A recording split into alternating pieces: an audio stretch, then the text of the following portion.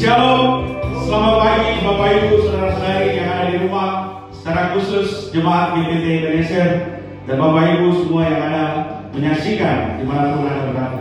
Tuhan Yesus memberkati Bapak Ibu dengan kesehatan dan anugerah kasih Tuhan yang diberikan kepada kita.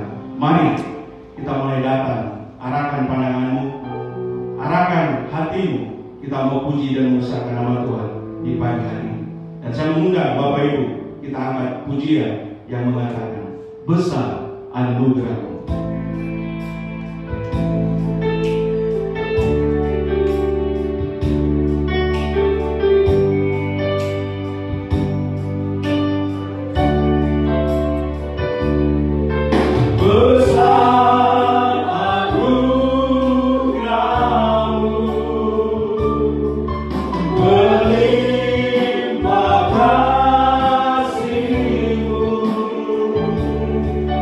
Semakin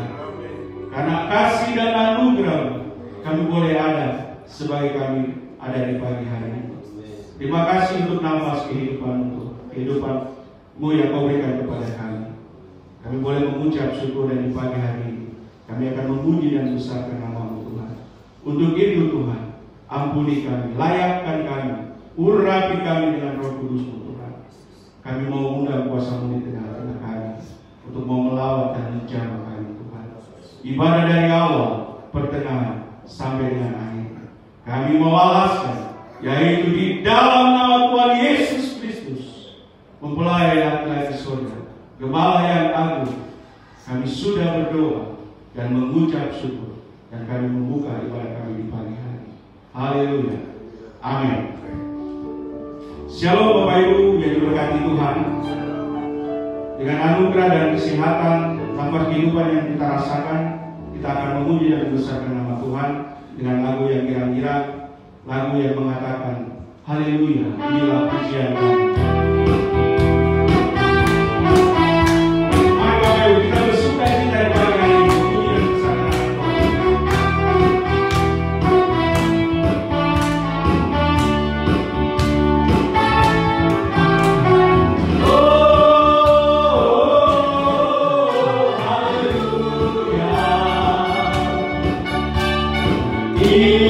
Inilah puji-pujian kami.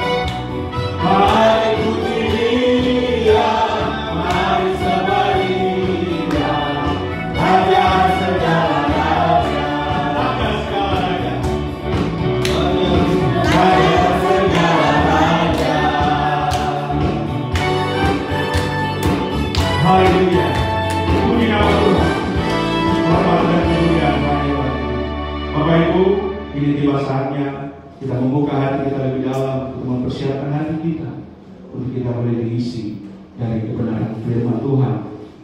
Untuk kita mengetahui isi hati Tuhan melalui hamba-Nya Bapak Pendeta Doni Sugiana. Untuk itu Bapak Ibu saya mengajak Bapak Ibu untuk mengangkat pujian yang mengatakan, Engkaulah perisai.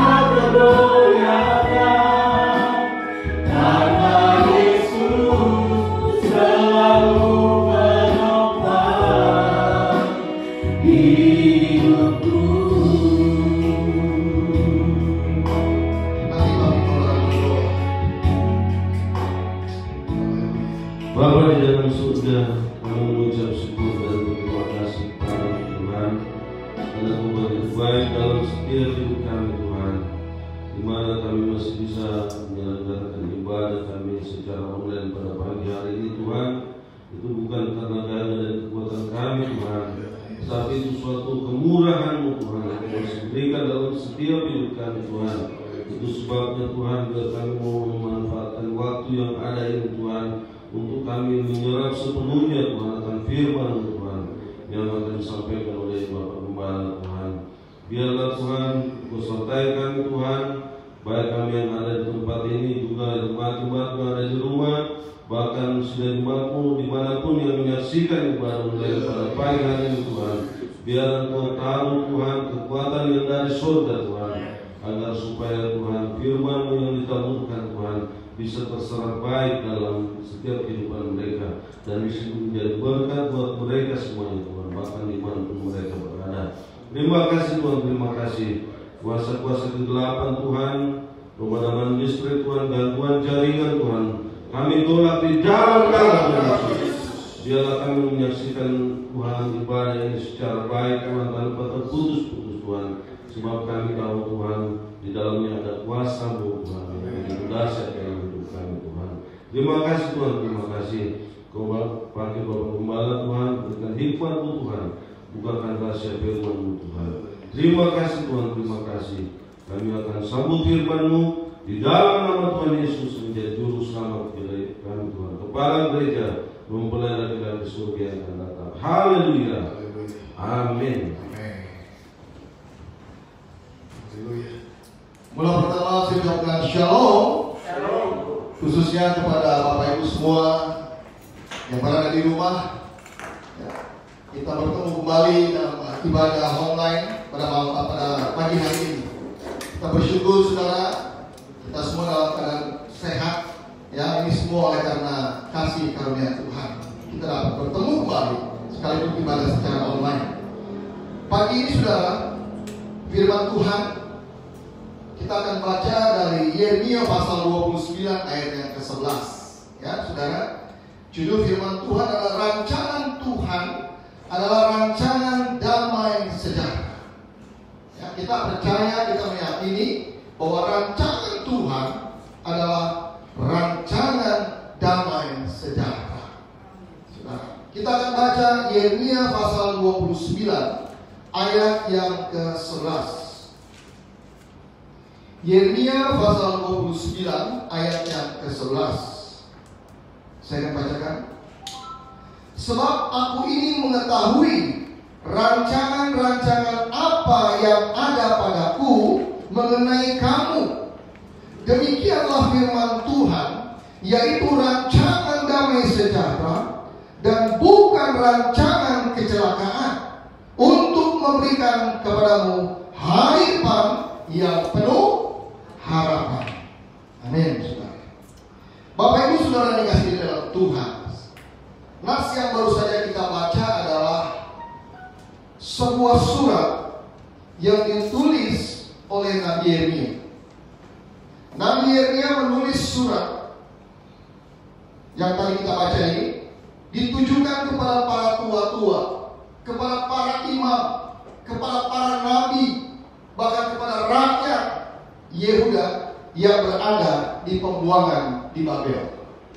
Ya, saudara, peristiwa pembuangan ini terjadi pada tahun 587 sebelum Masehi. Ya, cukup lama, saudara. Di mana saat itu Raja Babel, Nebukadnezar, dia menyerang, dia merebut kota Yerusalem. Dan kita tahu kota Yerusalem dihancurkan. Dan pada saat itu ketika Nebukadnezar dia datang pada tahun 587 saudara sebelum Masehi, semua baik laki-laki, perempuan, baik anak-anak, orang dewasa, orang tua, semua ditangkap, semua ditawan, dan semua dibuang ke Babel selama 70 tahun. Dan di situ saudara, kalau kita membaca, ada juga nabi-nabi, ya, ada Yeskiel di situ, ada Daniel, ada Nabi Maleaki dan sebagainya. Jadi mereka semua diangkut, ditawan di Babel selama 70 tahun. Saudara, isi surat tersebut Yeremia menyampaikan kepada orang-orang yang ada di pembuangan itu bahwa Tuhan tidak akan membinasakan umatnya. Ya, sekalipun mereka tinggal di Babel selama 70 tahun dan mereka hidup di dalam kepahitan dan penderitaan. Jadi Yeremia ini memberikan suatu dorongan, Yeremia ini memberikan satu motivasi, memberikan kekuatan kepada orang-orang Yehuda yang ada di pembuangan pada saat itu. Mereka hidup dalam ketakutan, mereka hidup dalam penderitaan. Itu sebabnya Nabi Yeremia membuat satu surat. Isinya adalah supaya orang-orang di situ tidak merasa takut, khawatir, saudara, menghadapi di dalam pembuangan tersebut. Ya, saudara. Nah, karena apa, saudara? Di balik semua penderitaan yang dialami oleh orang-orang yang ada di pembuangan itu, Tuhan punya satu rancangan yang besar. Ya, Tuhan punya satu rancangan yang besar bagi umatnya Israel. Karena rancangan Tuhan itu melebihi dari apa yang mereka pikirkan. Saudara, rancangannya adalah rancangan damai sejahtera, bukan rancangan kecelakaan. Dan Tuhan akan memberikan hari depan yang penuh harapan. Itulah saudara isi surat yang disampaikan oleh Nabi Yeremia. Saudara, kita tahu hidup di dalam pembuangan itu tidak nyaman. Hidup di dalam pembuangan, mereka hidup di dalam kepahitan, mereka hidup di dalam penderitaan, membuat mereka itu terpukul berat dengan situasi kondisi yang pada saat itu, khususnya orang-orang Yehuda yang tadinya mereka nyaman tinggal di Yerusalem. Karena tiba-tiba Tuhan izinkan, datanglah Nebukadnezar, dia memporak-porandakan semua kota Yerusalem, dan orang-orang pada saat itu ditawan, dibuang di Babel selama 70 tahun. Namun saudara, ini adalah satu cara Allah untuk memproses dan memperbaiki hidup umatnya untuk tetap setia dan mengandalkan Tuhan. Jadi saudara, Allah juga punya satu tujuan. Memang Tuhan izinkan ketika orang-orang Israel ini ditangkap, dibuang di Babel. Nanti kita lihat ada penyebabnya. Kenapa Tuhan izinkan Raja Babel ini menangkap semua orang-orang yang ada di Yerusalem dan dibuang di Babel. Tetapi di balik semua itu sudah ada satu tujuan, yaitu untuk memproses, ya, Sejauh mana ketaatan, kesetiaan daripada orang-orang Israel pada saat itu. Saudara. Nah, saudara kasih di dalam Tuhan. Demikian juga di dalam kehidupan kita sebagai umat Allah. Ya. Allah pun mengizinkan kita menghadapi masa-masa sulit, masa-masa seperti masa-masa di pembuangan. Mungkin di antara kita ada yang menghadapi sakit penyakit, masalah keluarga, korban PHK, bisnis usaha dagang sepi, bahkan ada yang bangkrut. Tetapi saudara, kita harus meyakini bahwa semua yang terjadi itu bukan berarti, saya katakan, bahwa Allah itu jahat. Amin. Bukan berarti bahwa Allah itu kejam dalam kehidupan kita. Dan bukan berarti bahwa Allah itu tidak peduli kepada kita.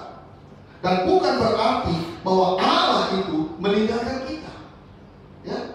Tapi saya mau katakan kepada saudara, kalau hal ini terjadi atas kehidupanmu, Allah sedang memproses dan memperbaiki hidup kita supaya kita tetap setia dan mengandalkan Tuhan. Yang itu juga katakan amin. Karena firman Tuhan berkata, saudara, dalam Ibrani 13 ayat yang ke-5b dikatakan bahwa aku sekali-kali tidak akan membiarkan engkau, dan aku sekali-kali tidak akan meninggalkan engkau. Ini jaminan dari Tuhan untuk kita orang-orang yang percaya kepadanya, bahwa Allah sekali-kali tidak akan membiarkan dan meninggalkan kita. Itu janji Tuhan, saudara. Nah, saudara yang kasih dalam Tuhan, kalau kita lihat peristiwa pembuangan di Babel ini, mengapa Tuhan izinkan bangsa Israel ini ditawan dan dibuang ke Babel selama 70 tahun? Ya, coba kita baca, saudara. Itu di dalam Yeremia pasal 25. Yeremia pasal 25. Saya akan bacakan Bapak Ibu semua. Ayat yang pertama sampai dengan ayat yang ke-11. Yeremia pasal 25 ayat yang pertama sampai dengan ayat yang ke-11. Firman yang datang kepada Yeremia tentang segenap kaum Yehuda dalam tahun keempat pemerintahan Yoyakim bin Yosua Raja Yehuda, yaitu dalam tahun pertama pemerintahan Nebukadnezar Raja Babel. Firman itu telah disampaikan oleh Nabi Yeremia kepada segenap kaum Yehuda dan kepada segenap penduduk Yerusalem, katanya. Sejak dari tahun yang ke-13 pemerintahan Yosia bin Amon Raja Yehuda sampai hari ini, jadi sudah 23 tahun lamanya, firman Tuhan datang kepadaku dan terus-menerus aku mengucapkannya kepadamu, tetapi kamu tidak mau mendengarkannya. Juga Tuhan terus-menerus mengutus kepada kamu semua hamba-Nya, yakni nabi-nabi, tetapi kamu tidak mau mendengarkan dan memperhatikan. Kata mereka, bertobatlah masing-masing kamu dari tingkah kamu yang jahat dan dari perbuatan-perbuatanmu yang jahat, maka kamu akan tetap diam di tanah yang diberikan Tuhan kepadamu dan kepada nenek moyangmu dari selama-lamanya sampai selama-lamanya. Ayat 6. Juga janganlah kamu mengikuti ilah lain untuk beribadah dan sujud menyembah kepadanya. Janganlah kamu menimbulkan sakit hatiku dengan buatan tanganmu, supaya jangan aku mendatangkan malapetaka kepadamu. Tetapi kamu tidak mendengarkan aku. Demikianlah firman Tuhan, sehingga kamu menimbulkan sakit hatiku dengan bantuan tanganmu untuk kemalanganmu sendiri. Sebab inilah firman Tuhan semesta alam, oleh karena kamu tidak mendengarkan perkataan-perkataanku, sesungguhnya aku akan mengerahkan semua kaum dari utara. Demikian firman Tuhan, menyuruh memanggil Nebukadnezar Raja Babel hamba-Ku itu. Aku akan mendatangkan mereka melawan negeri ini, melawan penduduknya dan melawan bangsa-bangsa sekeliling ini, yang akan kutumpas dan kubuat menjadi kengerian, menjadi sasaran sulitan, dan menjadi ketakutan untuk selama-lamanya. Aku akan melenyapkan dari antara mereka suara kegirangan dan suara sukacita, suara pengantin laki-laki dan pengantin perempuan, bunyi batu kilangan dan cahaya pelita. Maka seluruh negeri ini akan menjadi reruntuhan dan ketandusan, dan bangsa-bangsa ini akan menjadi hamba kepada Babel, Raja lamanya.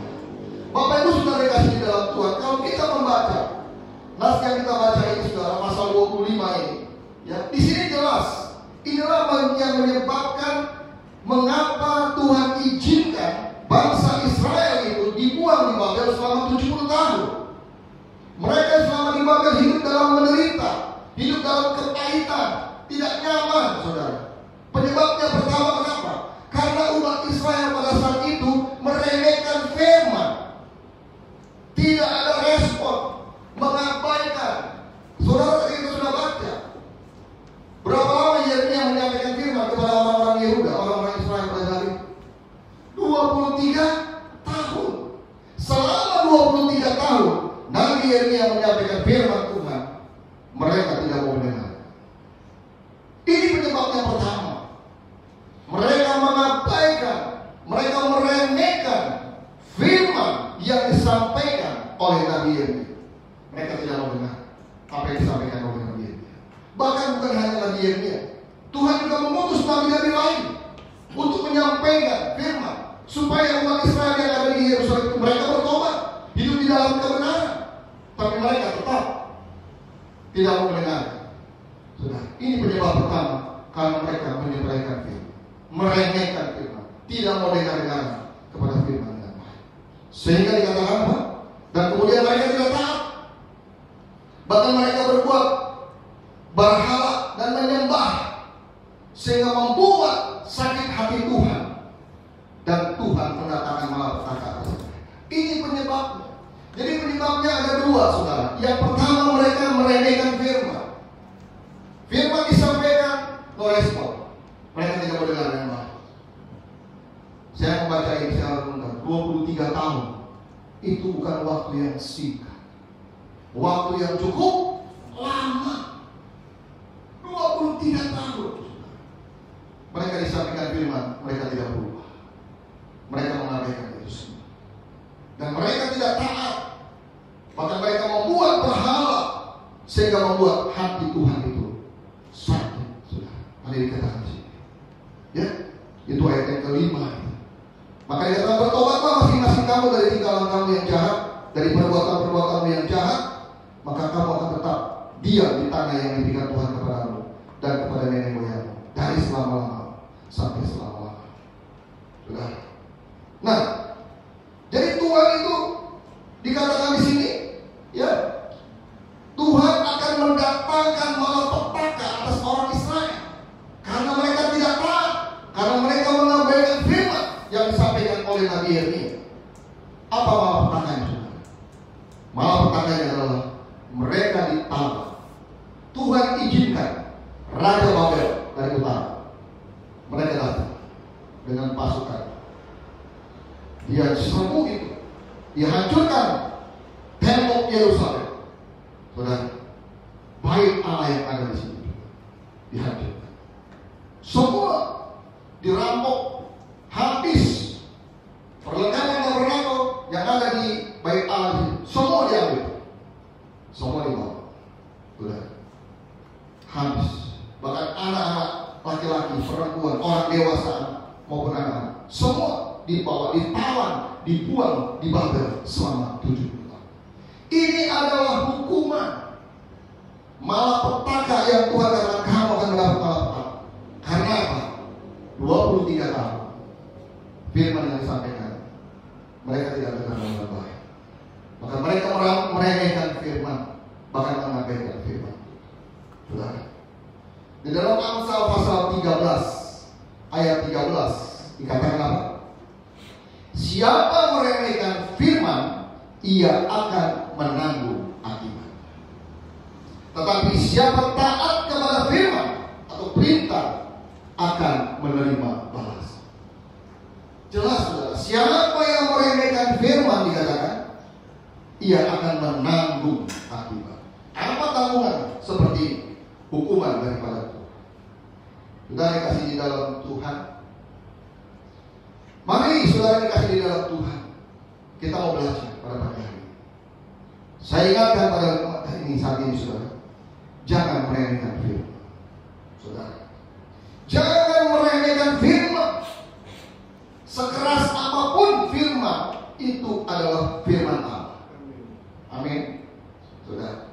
Tapi kadang-kadang ada banyak anak Tuhan, orang Kristen, maunya dengar firman yang enak-enak, firman berkat. Saudara, dulu ada namanya teologi kemakmuran. Percaya Yesus, diberkati Tuhan, amin, amin.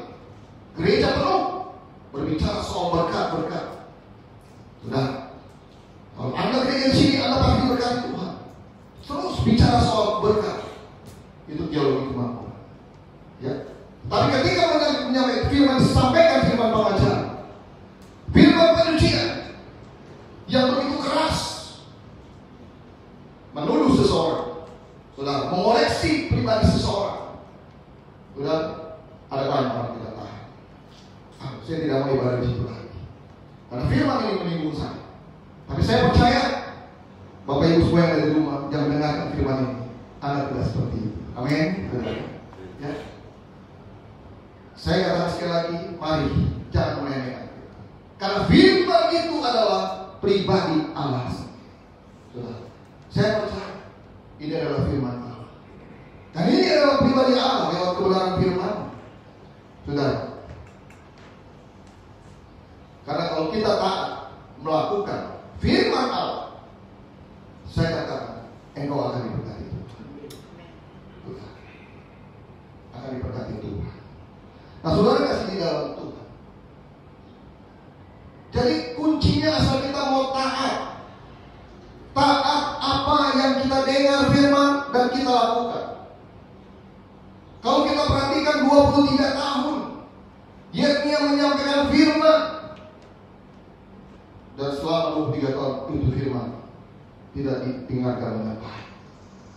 Coba pagi ini saudara-saudara dan saya, kita sama-sama mengoreksi firman Tuhan. Sudah berapa lama saudara dan saya dan kita semua mendengarkan firman? Sudah. Sejauh mana kita, respon kita ketika kita mendengar firman?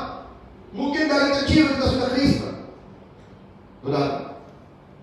Tetapi apakah kita firman yang kita dengar ini kita lakukan dengan baik? Jadi ini perlu yang namanya satu ketaatan. Taat akan firman Tuhan. Saya katakan saudara, ketaatan orang Kristen, ya, dalam melakukan kebenaran firman dapat diukur ketika ia mengalami berbagai pencobaan, masalah, dan penderitaan. Nah, sekali lagi, ketaatan orang Kristen, ya, dalam melakukan kebenaran firman dapat diukur sejauh mana ketika mereka menghadapi masalah, penderitaan, dan pencobaan. Apakah ketika mereka menghadapi masalah, penderitaan, dan pencobaan, mereka masih tetap teguh? Ini dilihat. Jadi ukurannya saudara ketaatan orang Kristen adalah pada saat mereka menghadapi ujian dan pencobaan. Ya, Yakobus 5 ayat 9. Yakobus pasal 5 ayat 9.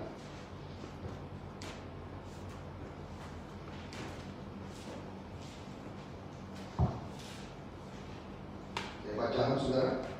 Surat Yakobus pasal yang kelima ayat 9. Saudara-saudara, janganlah kamu bersungut-sungut dan saling mempersalahkan, supaya kamu jangan dihukum. Sesungguhnya hakim telah berdiri di ambang pintu. Jadi Bapak Ibu sudah kasih di dalam Tuhan, ketaatan orang Kristen dalam melakukan kebenaran firman ini dapat diukur ketika ia mengalami berbagai pencobaan, masalah, dan penderitaan. Artinya apa saudara? Ketika dia menghadapi masalah, menghadapi pencobaan, menghadapi penderitaan, apakah orang tersebut bersungut-sungut atau tidak?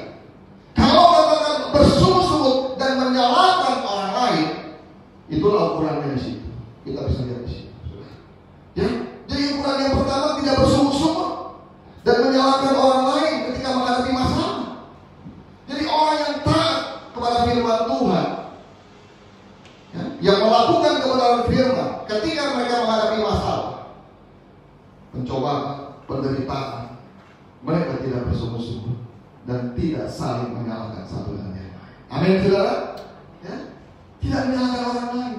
Tetapi sebaliknya, ada banyak orang gereja ketika ada masalah, mengalami ujian pencobaan. Kenapa Tuhan tinggalkan saya? Kenapa Tuhan? Kenapa? Kamu sih gara-garanya. Kalau ini rumah tangga, ada masalah. Suami bisa menyalahkan istri, istri menyalahkan suami, dan sebaliknya, anak-anak itu seperti itu. Sudah. Ini terjadi.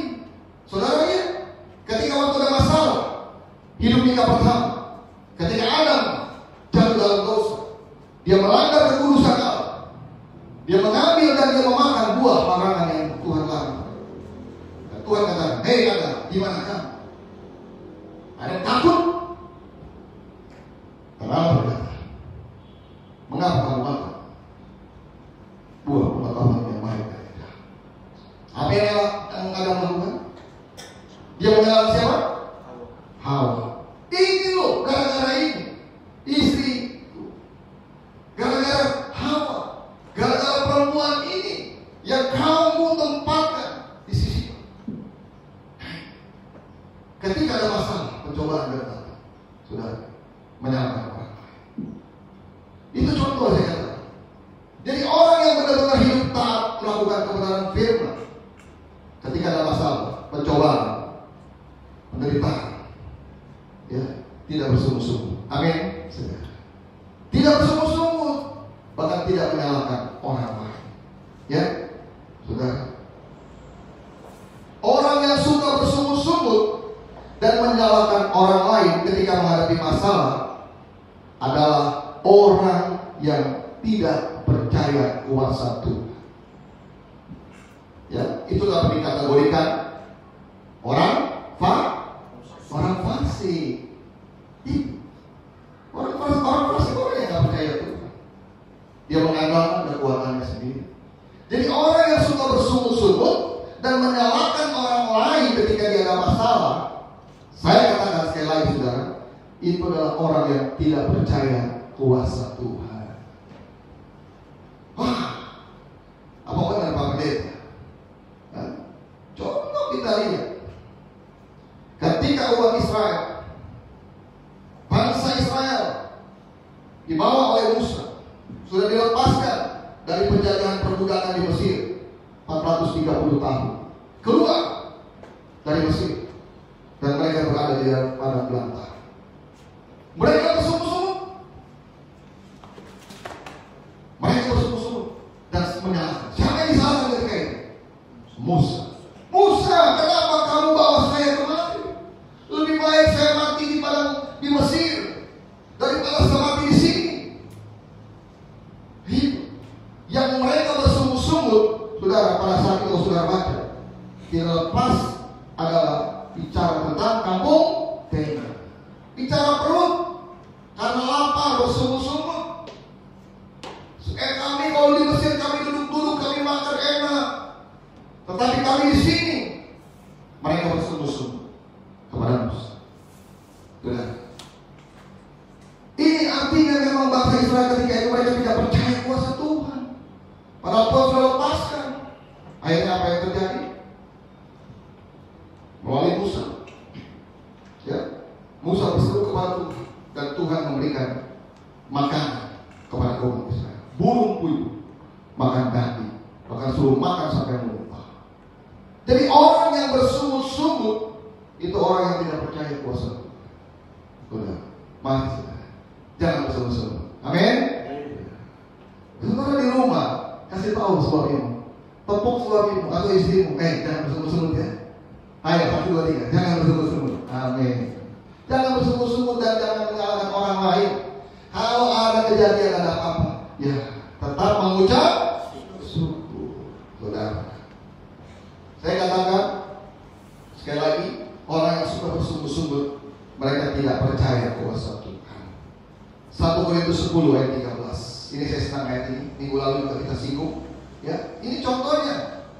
1 Korintus 10 ayat 13. Saudara,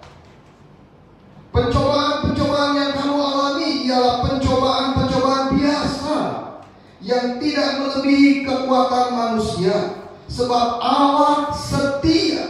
Karena itu Ia tidak akan membiarkan kamu dicobai melampaui kekuatanmu. Pada waktu kamu dicobai, Ia akan memberikan kepadamu jalan keluar, sehingga kamu dapat menanggung. Itu saudara. Jadi orang yang sudah bersungguh-sungguh, dia tidak percaya kuasa Tuhan.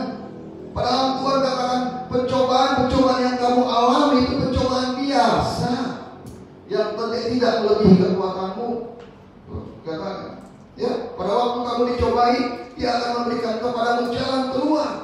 Nah, itu sebabnya kalau kita meyakini bahwa Tuhan akan memberikan kepada kita jalan keluar, ya jangan bersungguh-sungguh ketika menghadapi masalah, pencobaan, ujian, penderitaan dan sebagainya. Maka saya katakan, orang yang bersungguh-sungguh adalah orang yang tidak percaya kuasa Tuhan. Saudara, itu yang pertama. Dan Allah tidak suka dengan orang yang bersungguh-sungguh. Saudara tahu berapa banyak bangsa Israel yang dibinasakan oleh Allah? Dibakar semua yang punya perkemah, kampung perkemahan, gara-gara mereka sering bersungguh-sungguh. Tuhan marah. Jangan sampai murka Tuhan itu datang atas kehidupan karena kau sering bersungguh-sungguh. Mulai hari ini, stop. Kita bersungguh-sungguh. Amin. Kita harus tetap mengucap syukur. Ya, mengucap syukur. Jadi orang yang taat, ukuran yang tadi saya katakan, ya, ketaatan orang Kristen dapat diukur ketika mereka menghadapi satu masalah. Kalau mereka bersungguh-sungguh, mereka bukan orang Kristen yang taat. Ya. Yang kedua adalah tetap mengucap syukur dalam segala hal. 1 Tesalonika 5 ayat 18. Ini ayat yang tidak asing lagi buat kita.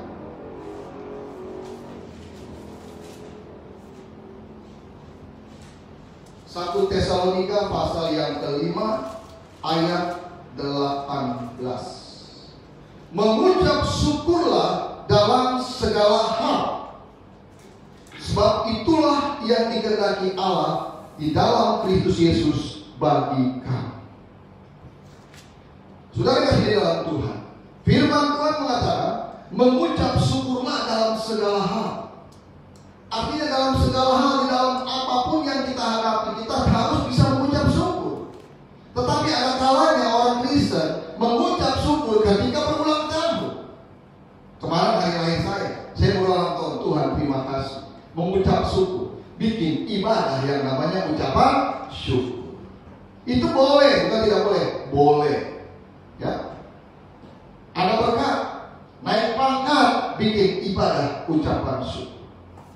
Tetapi pernah saudara, di dalam situasi kondisi seperti ini, kami dagangannya sepi, gak ada yang belanja, kita bikin ibadah ucapan syukur. Amin. Saudara, ketika mengalami masalah, mari kita belajar mengucap syukur. Karena dikatakan mengucap syukurlah dalam segala hal. Artinya saudara, ketika kita mengalami hal-hal sulit, entah itu masalah, pergumulan hidup, penderitaan, dan sebagainya, sakit penyakit, atau hal-hal yang tidak menyenangkan, firman Tuhan katakan mengucap syukur dengan segala. Orang Kristen yang taat dalam melakukan kebenaran firman, saya percaya tetap mengucap syukur di dalam kondisi apapun, tetap bisa mengucap syukur. Amin saudara. Ya, apapun yang terjadi, ia selalu mengucap syukur. Karena apa saudara? Mengucap syukur, saya katakan ini, mengucap syukur merupakan suatu keharusan bagi orang yang percaya. Kita sebagai orang-orang yang percaya, orang-orang Kristen, mengucap syukur itu adalah keharusan. Kenapa saya katakan keharusan? Karena dikatakan apa? Ya, karena mengucap syukur adalah sikap yang dikehendaki Allah. Tadi kan kita sudah baca. Mengucap syukurlah dalam segala hal, sebab itulah yang dikehendaki Allah di dalam Kristus Yesus bagi kamu. Jadi yang Tuhan kehendaki di dalam kehidupan kita adalah supaya kita bisa tetap mengucap syukur di dalam kondisi apapun, saudara, ya, tetap bisa mengucap syukur. Apalagi kalau kita lihat situasi kondisi sekarang ini. Inilah ujian, proses. Kalau saya melihat sekarang ini, saudara, dari beberapa minggu lalu saya sampaikan, ini adalah Tuhan sedang menguji iman kekristenan anak-anak, umatnya. Apakah dalam ujian penderitaan seperti ini, ujian-ujian yang sekarang kita hadapi ini, masih tetapkah kita bertahan karena kita? Apakah bersungut-sungut atau tetap mengucap syukur? Saudara, mari pagi hari ini kita mau belajar. Dalam kondisi apapun kita mau belajar tetap mengucap syukur. Itu yang kedua, saudara. Ukuran yang ketiga apa? Ukuran yang pertama tadi apa, saudara? Yang pertama ukurannya adalah tidak bersungut-sungut dan menyalahkan orang lain. Yang kedua adalah tetap mengucap syukur di dalam segala hal. Dan yang ketiga adalah tidak panik, tetap tenang dalam menghadapi berbagai-bagai pencobaan, masalah, dan penderitaan. Jadi orang yang tetap setia, yang taat akan kebenaran firman, ketika menghadapi masalah, pencobaan dan sebagainya, dia tidak akan panik. Dia tidak panik, tetap tenang dalam situasi apapun. Coba kita baca Injil Matius pasal 8. Injil Matius pasal 8 ayat 23 sampai dengan 27. Kita lihat di sini. Ya. Amin ribut diredakan. Injil Matius pasal 8 ayat 23 sampai dengan 27. Lalu Yesus naik ke dalam perahu dan murid-muridnya pun mengikutinya. Sekonyong-konyong mengamuklah angin ribut di danau itu, sehingga perahu itu ditimbus gelombang, tetapi Yesus tidur. Maka datanglah murid-muridnya membangunkan dia, katanya, Tuhan, tolonglah, kita binasa. Ia berkata kepada mereka, mengapa kamu takut, kamu yang kurang percaya? Lalu bangunlah Yesus menghadapi angin dan danau itu, maka danau itu menjadi teduh sekali. Dan heranlah orang-orang itu, katanya, orang apakah dia ini? Sehingga angin dan danau pun taat kepadanya. Saudara yang di dalam Tuhan, ini kisah yang menarik. Saudara, ketika Yesus berada di dalam perahu murid-muridnya itu panik waktu terjadi gelombang badai. Begitu mengamuk, saudara, sekonyong-konyong dikatakan mengamuklah angin ribut di danau itu, sehingga perahu yang mereka tumpangi itu ditimbus gelombang. Pada saat kejadian seperti itu, mereka panik, mereka ketakutan, mereka berteriak-teriak. Dia berkata apa? Tuhan, tolong, kami binasa. Tuhan, tolong kami binasa. Saudara perhatikan. Dan singkat cerita, ayat mereka membangunkan Yesus. Yesus katakan, hei kamu, kenapa kamu orang yang kurang percaya? Saya sendiri firman ini. Mengapa Yesus kata, hei kamu orang yang kurang percaya? Nah saudara, kalau kita lihat ayat ini, kisah ini, seharusnya para murid-murid Yesus itu, mereka tidak perlu panik, mereka tidak perlu ketakutan ketika menghadapi gelombang besar, apapun yang menimpa mereka di dalam perahu itu. Kenapa saya katakan tidak perlu panik? Karena ada Tuhan Yesus di sini. Ada Tuhan Yesus di dalam perahu itu. Saudara, ada Tuhan Yesus. Di mana iman mereka? Maka Yesus katakan, hei kamu orang yang kurang percaya. Saudara kasih di dalam Tuhan. Saya mau katakan pada pagi hari ini, sebesar apapun masalahmu, sebesar apapun pergumulanmu, saya mau katakan, jangan panik, saudara. Tetap tenang dan berdoa, saudara. Karena ada Yesus di dalam perahu kehidupan.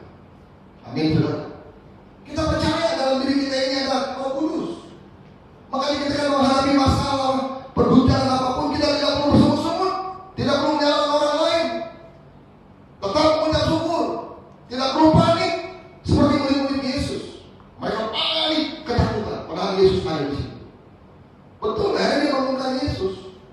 Saudara, yang saya mau sampaikan, jangan panik, saudara. Kalau panik,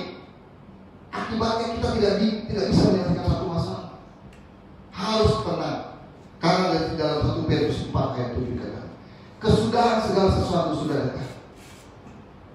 Dan hendaklah kamu tenang supaya kamu dapat berdoa. Jadi kalau kita tidak tenang, nggak mungkin kita bisa berdoa. Makanya menghadapi situasi apapun, jangan panik, tenang dan berdoa. Dan kita percaya, ketika kita berdoa, kita berseru kepada Dia, maka Yesus yang dari surga, Dia mendengar dan Dia akan turun tangan dan Dia akan menolong kita. Asal kita tenang, kita mau berdoa kepada Dia. Saudara, jangan panik, tetap tenang dalam situasi kondisi apapun. Saudara kasih di dalam Tuhan, ya. Tetapi saya mau katakan, bukan berarti kehidupan orang yang percaya kepada Yesus tidak ada masalah. Tetap masalah selalu ada. Sudah. Jangan mengatakan, oh saya kan ada Roh Kudus, saya percaya saya tidak akan ada masalah. Atasnya masalah ujian pencobaan itu selalu ada.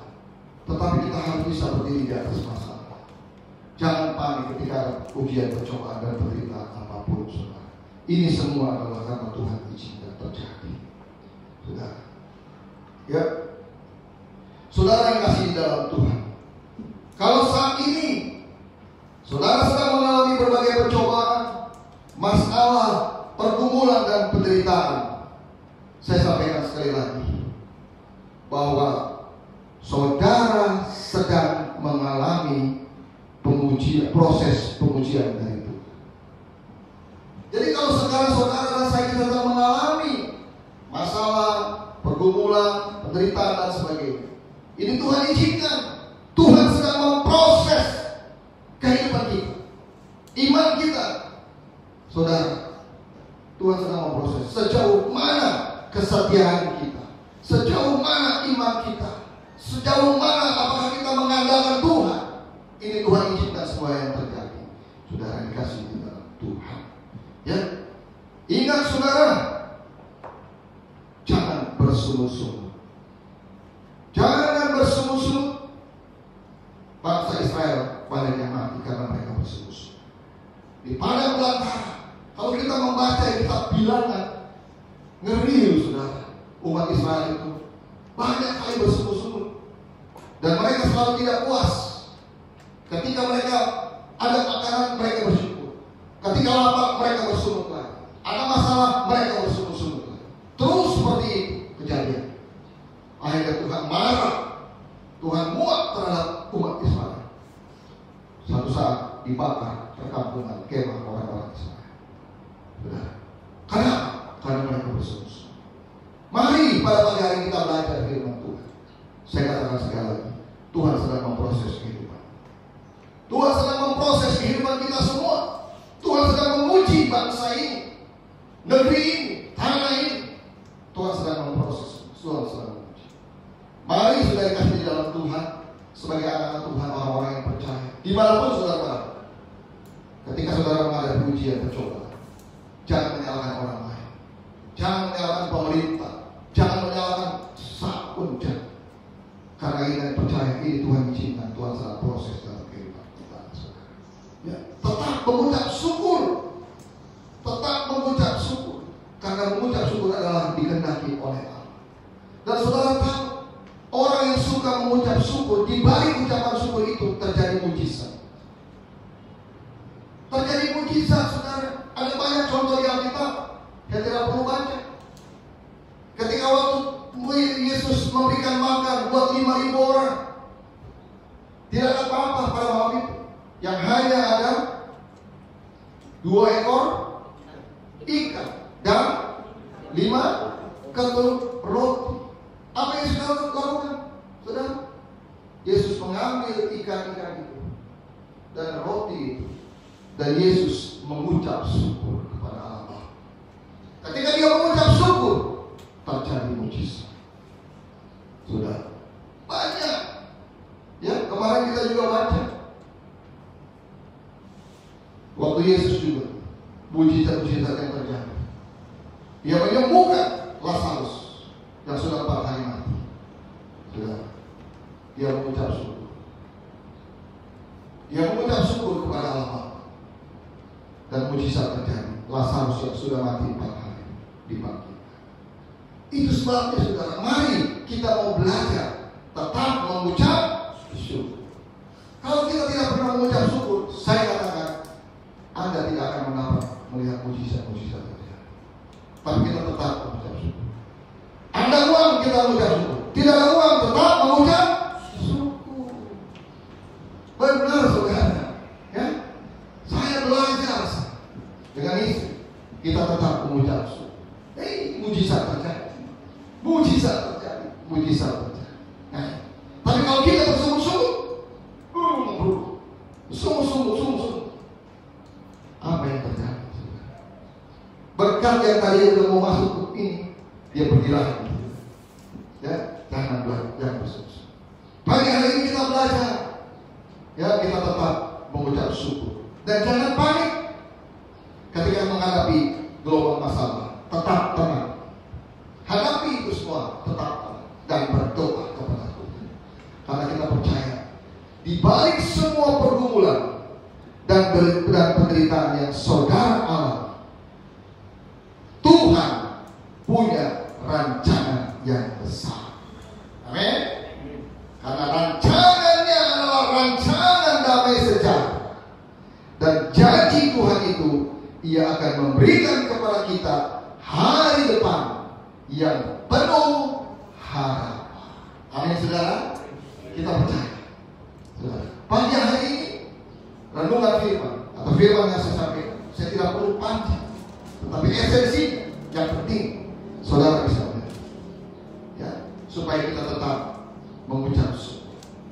Ya saudara, pergumulan apapun memang Tuhan sedang proses kepada kita, karena kita tahu bahwa Tuhan punya rancangan yang indah dalam hidup dan hidup saya. Rancangan Dia adalah rancangan yang damai sejahtera. Tuhan tidak pernah membuat rancangan kecelakaan, tidak pernah. Saudara, justru yang membuat orang gagal, yang membuat orang kecelakaan, yang membuat orang tidak berhasil, bukan karena Tuhan, tapi karena manusia sendiri.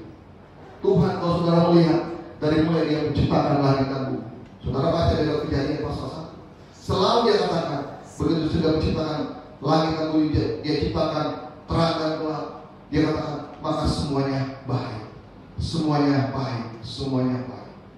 Ketika terakhir Dia menciptakan manusia, Dia katakan sungguh amat baik, sungguh amat baik. Jadi dari awal, program daripada Allah, Dia selalu baik. Dia tidak pernah merencanakan program yang gagal. Dia tidak pernah membuat program perancangan yang membuat manusia celaka. Maka Dia katakan rancanganku adalah rancangan damai sejahtera dan bukan rancangan kecelakaan. Dan Tuhan akan memberikan kepada hari depan yang penuh dengan harapan. Demikianlah firman Tuhan yang saya boleh sampaikan pada pagi hari ini, kiranya menjadi berkat buat saudara dan kita semua. Amin. Haleluya.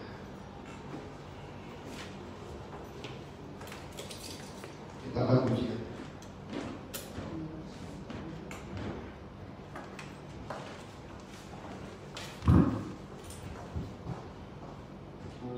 Berkat kemurahan.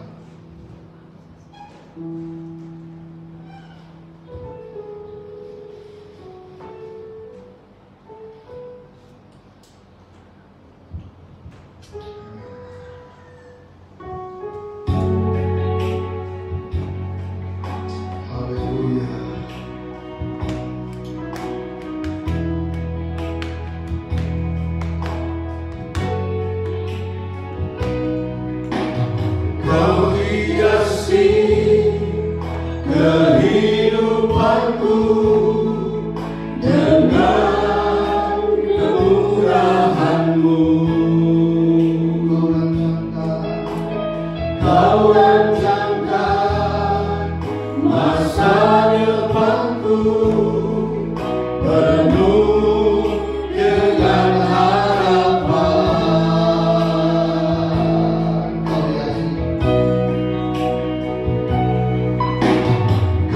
hiasi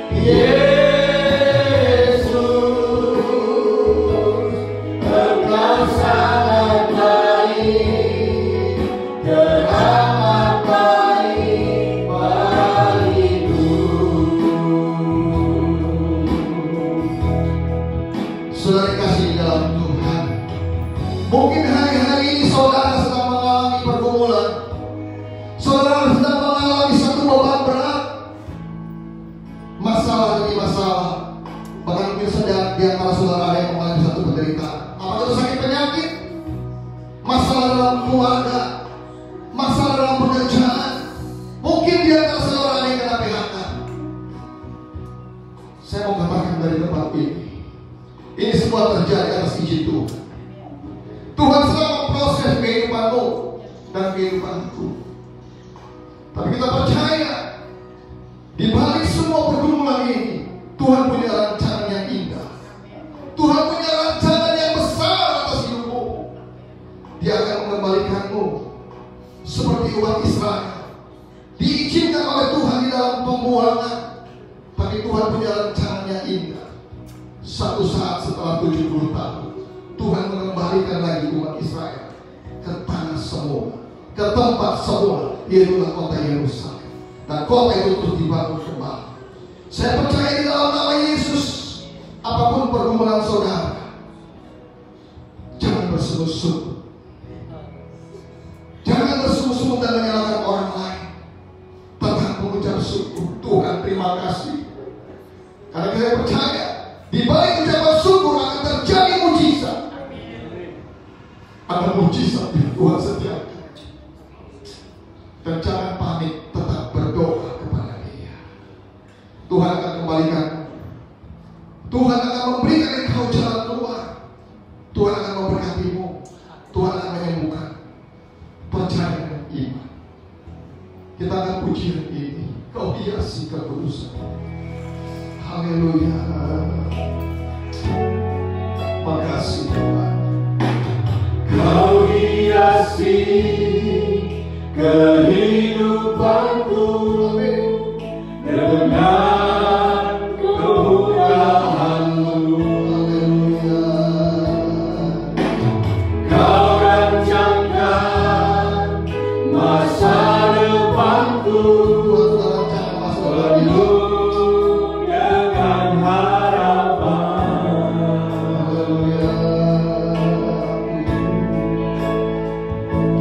Aku ada saat ini,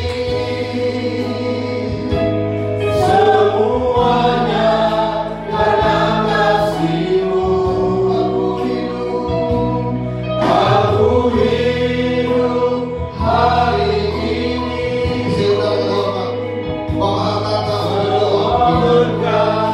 kemurahan-Mu. Terima kasih Yesus, Engkau sangat baik, teramat baik. Aku ada saat ini, semuanya karena kasih-Mu. Aku hidup hari ini, semua berkat kemurahan-Mu. Terima kasih Yesus, Engkau sangat baik, teramat baik bagiku. Terima kasih Yesus. Terima kasih Yesus, Engkau sangat baik, teramat baik bagiku. Haleluya.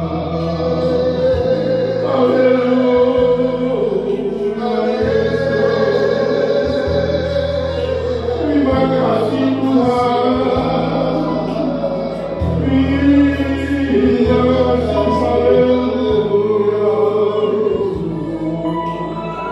Terima kasih Tuhan. Benar aku mengatakan bahwasanya Engkau sangat baik, bahkan lebih daripada itu Tuhan. Engkau sudah memelihara dan menjaga hidup kami, bahkan Engkau sudah memberkati hidup kami pribadi lepas pribadi, anak-anak kami, bahkan keluarga teman kami Tuhan. Engkau sudah memberkati dan menjaganya sepanjang hari ini. Tuhan, terima kasih.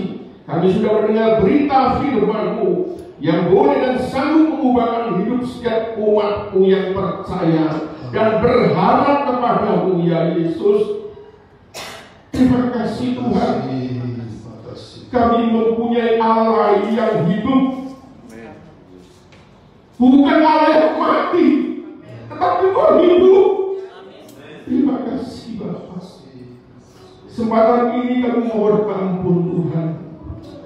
Kami sering ragu-ragu, kami sering mengeluh Tuhan, kami sering bersungut-sungut. Ampuni kami. Pagi hari ini kami mengerti Tuhan, di dalam ucapan sungguh itu ada berkat menanti, dan berkat itu terjadi dalam kehidupan kami. Berkat Hamba-Mu yang sudah menyampaikan firman Tuhan, pakai biaran lagi, bahkan boleh melayani dari satu tanda heran ke tanda heran lainnya, menjadi berkat bagi setiap jemaat-Mu, bagi setiap telinga yang mendengar. Biar Engkau sendiri yang memberkati dan Tuhan. Terima kasih Tuhan Yesus. Ini doa ucapan syukur kami. Kami percaya dalam nama Bapa, Putra dan Roh Kudus. Ia itu dalam nama Tuhan kami Yesus Kristus. Setiap yang percaya katakan amin. Amin. Tuhan Yesus berkati. Amin. Saudara, sebelum kita akhiri, ada beberapa pokok doa yang kita akan doakan, saudara. Ada beberapa pokok doa.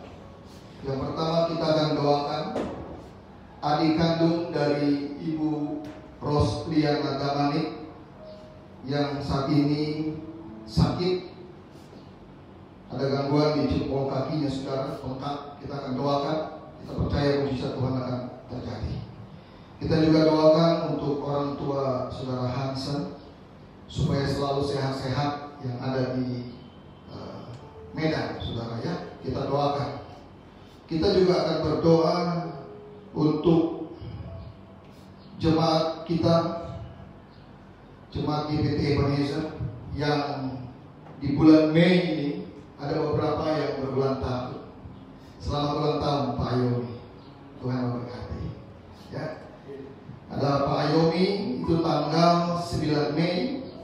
Kemudian Bapak Martin Pantelian tanggal 12 Mei. Ya, Ibu Marita tanggal 13 Mei. Dan adik Serion atau kita panggil Lapo tanggal 14 Mei. Ya, Serion Cibi ya, 14 Mei. Ya, dan Ibu Lastri tanggal 25 Mei. Ya, umur panjang ada di tangan kanan, di tangan kirinya kekayaan dan kehormatan berlaku buat yang berulang tahun. Kita akan doakan saudara. Juga kita doakan buat setiap perkumpulan jemaat maupun semua yang menyaksikan tayangan ini secara langsung. Apapun masalah saudara, saya percaya Tuhan sudah jawab semua. Mari kita tundukkan kepala, nanti kita akan tutup di dalam dengan doa penutup. Terima kasih Tuhan Yesus, terima kasih. Engkau baik, Engkau sungguh baik di dalam kehidupan kami. Lewat kebenaran firman-Mu Tuhan, Engkau mengajar kami. Apapun pergumulan, masalah, penderitaan yang kami alami, Engkau mengajar kami supaya kami tidak mengeluh, supaya kami tidak bersungut-sungut, tetapi kami tetap mengucap syukur dan tetap tenang menghadapi situasi apapun. Kami percaya Tuhan ini semua yang Kau izinkan terjadi dalam kehidupan kami. Karena di balik semua ini Kau punya rancangan yang indah, rancangan yang besar, yaitu rancangan damai sejahtera, bukan rancangan kecelakaan. Tetapi Kau berikan kepada kami hari depan yang penuh dengan harapan. Tuhan, saat ini izinkan hamba-Mu berdoa. Hamba berdoa khusus untuk adik kandung Ibu Rosliana Damanik yang sakit, saat ini sakit, jempol kakinya bengkak. Kami berdoa dalam nama Yesus, mujizat terjadi, kesembuhan terjadi. Dalam nama Yesus sembuh, dalam nama Yesus. Lewat bilur-bilur darah menyembuhkan adik Ibu Damanik ini. Dalam nama Yesus. Terima kasih. Kami juga berdoa untuk orang tua saudara Hansen. Biarlah kedua orang tua yang ada di Medan berikan kekuatan dan kesehatan Tuhan. Supaya mereka tetap sehat, panjang umur. Tuhan tetap memelihara kehidupan mereka. Terima kasih Tuhan, terima kasih. Kami juga berdoa untuk seluruh sidang jemaat-Mu yang mengalami sakit penyakit. Dalam nama Yesus sembuh, mujizat terjadi, kesembuhan terjadi. Yang mengalami masalah-masalah, baik usaha, dagang, masalah keuangan, masalah keluarga, masalah pekerjaan. Dalam nama Yesus, Engkau berikan jalan keluar yang terbaik. Terima kasih Tuhan, terima kasih. Kami juga berdoa Tuhan untuk jemaat-Mu yang di bulan Mei ini ada beberapa jemaat yang berulang tahun. Kami berdoa untuk Bapak Horges Ayomi, Bapak Martin Patendean, Ibu Marlita, juga Cheryl dan Ibu Lasri, yang mereka berbahagia di bulan ini Tuhan. Hamba berdoa dalam nama Yesus, umur panjang ada di tangan kanannya, di tangan kirinya kekayaan kehormatan. Berlaku untuk anak-anakmu yang berulang tahun di bulan ini. Dalam nama Yesus, Engkau memberkati mereka semua. Terima kasih Tuhan, terima kasih. Sebelum kami akhiri Tuhan, izinkan hamba berdoa, doa syafaat kami Tuhan. Kami berdoa untuk bangsa dan negara Republik Indonesia. Dari Bapak Presiden Jokowi, Wakil Presiden, para menteri, gubernur, sampai dengan aparat yang di bawah, wali kota, RT dan RW. Semua Tuhan, berikan roh yang takut akan Allah, dan berikan hikmat kepada mereka semua, supaya mereka boleh memimpin negeri ini berjalan dengan baik. Kami berdoa Tuhan, supaya masalah-masalah yang terjadi Tuhan atas bangsa ini, kami berharap dan kami percaya suatu saat masalah ini akan selesai. Terima kasih Tuhan, terima kasih Tuhan, terima kasih. Biarlah Tuhan sebentar kami akan berpisah Tuhan, baik yang di rumah maupun yang di tempat ini. Kami percaya Tuhan Engkau tetap memberkati kami. Terima kasih Tuhan, terima kasih. Mari saudara, angkatlah kedua tangan. Terimalah berkat dari Allah Bapa di surga. Diberkatilah engkau di kota, diberkatilah engkau di ladang, diberkatilah engkau pada saat masuk, dan diberkatilah engkau pada saat keluar. Diberkatilah engkau pada saat tidur, dan diberkatilah engkau pada saat bangun. Diberkatilah buah kandunganmu, diberkatilah kesehatanmu, dan dijauhkanlah penyakit atasmu. Tuhan melindungi engkau siang dan malam. Tuhan menyinari engkau dengan wajahnya dan memberi engkau kasih karunia mulai hari ini sampai selama-lamanya. Di dalam nama Bapa, Putra dan Roh Kudus, Tuhan kami Yesus Kristus, mempelai pria surga yang kami kasihi, kami sudah berdoa serta mengucap syukur. Terima kasih Yesus.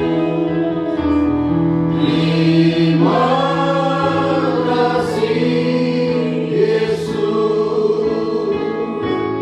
Puji syukur hanya bagimu, ya aku, ya Tuhanku.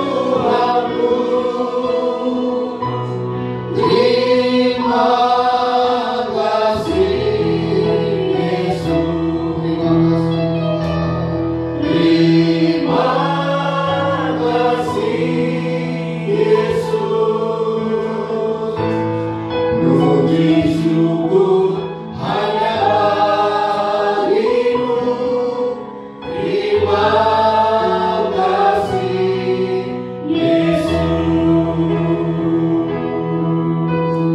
Amin.